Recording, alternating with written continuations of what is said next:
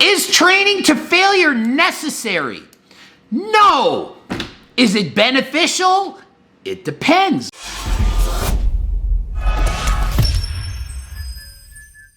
Coach Greg, and today we're going to discuss what training to failure, what it means, what it looks like, when you know you should do it or not do it, if your goal is for strength versus size. We're going to get into everything to do with this, and it might sound simple, but I've had hundreds of people write in. They don't understand. They think training to failure means dangerous, injuries, and so on. I explain all this and settle the score, basically. Before I get into that, I'm a kinesiologist. I'm not a doctor, so I'm not prescribing medical advice. I'm just telling you how to friggin' train. All right, so let's do it. So what is training to failure? Training to failure can have two different meanings. Some people think training to failure means you keep training until you can't even move the weight for 1 inch. So you're doing bicep curls. Shut up. Too many clients. I'll get to them in 10 minutes. Training to failure means you're doing a set and then you can no longer do it. You get it up halfway and you can't. You failed. You failed at doing the rep properly. It does not mean you do 10 reps and then all of a sudden you can only go 1 inch and then a half inch and then a quarter inch and then I can't move. That's like absolute redonkulous, crazy, mind-numbing failure of you just, no. Training to failure, you can't complete another rep. Use your head, simple, common sense. If you have to cheat, it's beyond failure. Okay, so beyond failure is doing more reps, partial reps, drop sets, supersets, beyond the point of not being able to complete another rep with proper form.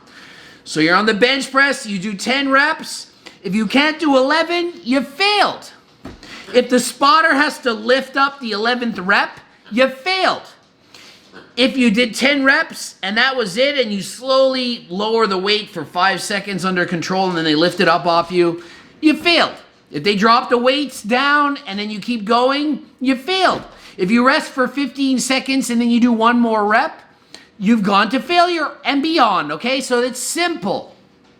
That's what training to failure is. Now, is it dangerous? It depends. This is when it's dangerous.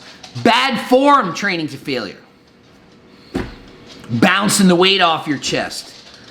Hitching the thing on the deadlifts. Swinging your back like crazy to do a curl. Leg pressing and having to slam your hands on the bar and grinding and getting your lower back off the pad and going and snapping your knees at the top. Dangerous. Not dangerous. Time under tension failure. Doing a set of 40 seconds to a minute under control. 1 second up, 2 seconds down. 1 second up, 2 seconds down. You fail at 48 seconds. You're not getting injured like that. Of course you can, but you can get injured getting out of bed. You can get injured showering. This is not a high-risk type of injury. So don't be like, oh, I can't train to failure because I'm going to get hit. Pussies! It's not how you think. If you think that way, you're limiting your gains. Okay? It's as simple as that. What's dangerous? Maxing out to failure. I'm going to bench 505. My record is 500. I want to do 505. Yeah, you go to failure, you're going to get injured. It's more likely to happen. Higher rep sets, less chance of injury. It's just how it works. People that pull a hamstring sprinting in the 100-meter dash all out happens a lot. Not many people pull a hamstring running a 10K at a moderate pace. Even if they're racing 10K, they're not running as fast as for 100 meters, and the risk of injuries is less. Is training to failure necessary? No. Is it beneficial? It depends. When does it matter? If you're a beginner, intermediate, you're just starting out, you just started a new program, your coach just designed you a new training plan, you just started a new mesocycle, pronounce it the way you want. You're just getting back into it after an injury or layoff. Do not train to failure. You don't need to. It's too hard at that point. You just need to train harder. If you took a month off and you go to the gym and do a set of 5 reps on an exercise you can do 10, that's harder because you haven't done anything. 1 rep is harder. So when you first start training, you can go easy. You all think it's, oh, Greg, harder, pussy, did it. Yeah, but I do know that there's times when you don't have to go like a madman. I don't suggest people train as hard as I do unless they're at my level or trying to get there, okay? Does that make sense? If you're injured or coming out of an injury, you don't go to failure. When I tore my tricep and they had to sew it back in there from a broken elbow, I didn't do failure. I did 5 reps for sets of 50. It was easy the whole time, and I just stopped. Oh, Greg, but you're not training hard. I know, but it was harder than being in a sling and in a cast for 2 months. Picking up a pencil was harder. So you see what I mean? Harder doesn't mean go insane. It means harder. I don't understand why people just can't use common sense. Like, use your brain. I don't know if I'm some kind of genius that understands common sense. Like, I don't get it. Why is it so hard to understand this stuff? So, when do you need to start training to failure? Well, you're not a beginner anymore. You're more advanced. You're not getting sore in your workouts. You're finding things easy. You're not progressing. Then you need to train harder. You've been bench pressing the same weight for 6 months. Well, it's not working. You need to get better. You haven't added a pound of muscle in 6 months. Well, start training harder. If you've been gaining 8 pounds of muscle a year, well, geez, do what you're doing. You're doing amazing. You don't need to do any better. If you're advanced and you're trying to be the best in the world, then start training harder. What about strength versus size? As in strength, like 1 rep max power lifters, strongman, versus just aesthetics. Men's physique, modeling, wanting to have nice built muscle, but not really, you don't care if you can bench press 500, you just want to look like you could type thing. All right, so for powerlifting, a lot of comments, a lot of people, no, you can't train to failure. All the IPF guys, they don't train to failure.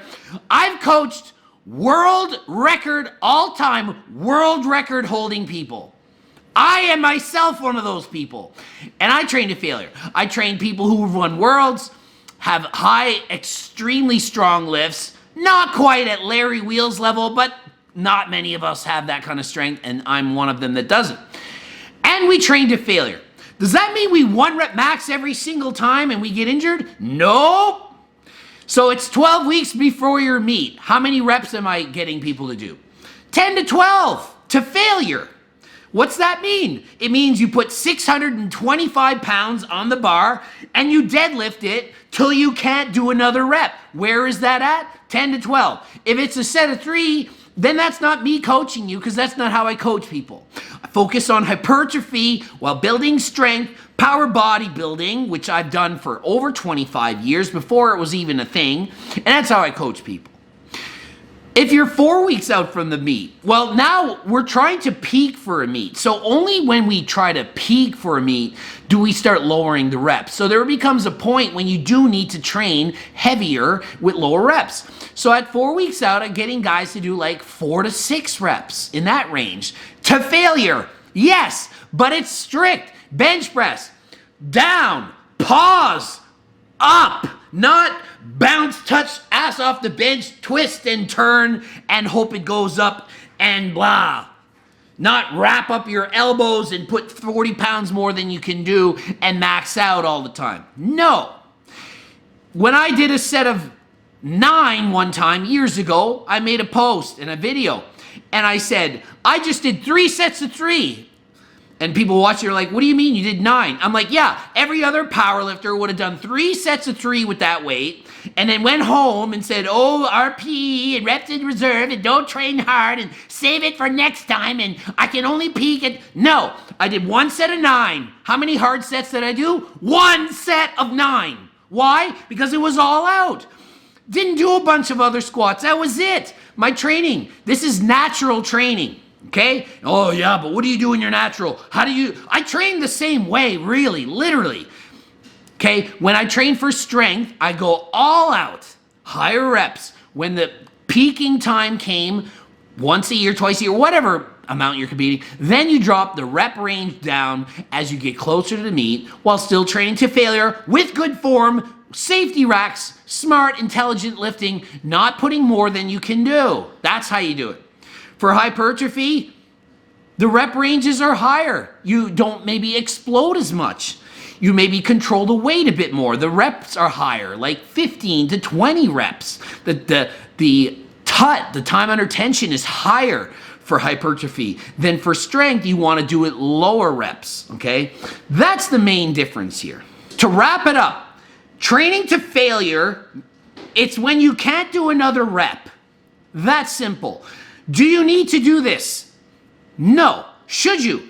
If you're advanced, yes. If you're not advanced, you don't need to get that. If you're coming back from injuries, layoffs, starting, no, don't train to failure. Just train harder. Most people don't train hard enough. That's why I say train harder. If you are the 1% that train too hard, don't listen to this advice. It doesn't apply to you. If I have 100,000 people that watch my video, well, 1 in 100, that's 1,000 people are going to not benefit from this advice. So you're going to get some comments. No, it's wrong. Yeah, no advice can work for everyone, okay? So take it, with a grain of salt. Decide if it's right for you. But in general, most people don't train hard enough. Most people don't train hard enough. Train harder, okay? How do you know if you train too hard? You're too sore. You're injured. You're in pain. You're like dead. You mentally are zoned out. You're like, I just can't do it anymore. You're like, the thought of doing another set hard to failure is like, then you've done enough. Go home, okay? If you've lost more than 10% of your strength, you're probably done. Rest longer. Rest 5 minutes. If you're training for strength, get the rest up. If you're training for hypertrophy, you don't need to rest as long, okay? You're going to lose more than 10% of your strength if you're only resting a minute. Of course you are. So you have to decide, well, how much did I really lose? Just go until you're spent. Train until you're tired. Train until you feel you've done enough. Oh, is that a scientific way to do it? No, but it's a hell of a lot better than trying to analyze this RP, 6-5 more, 5-3 less this, and 3 seconds rest, and 6 weeks up, and then deload after here, and don't do that, and do this, and recover, and train 3 times a week at this many sets. It's way too mind-numbing. Train your whole body twice a week hard. How hard? Harder than you probably think you need to. There you go. Please subscribe.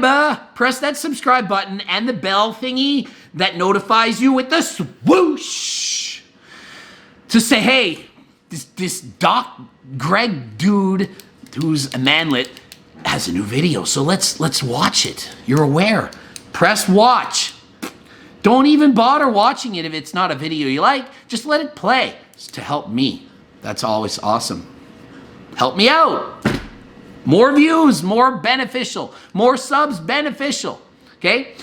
Gonna bloop up some old videos here. 2 of them related to this topic. Okay? With the whole strength and all-outness and the volume and intensity.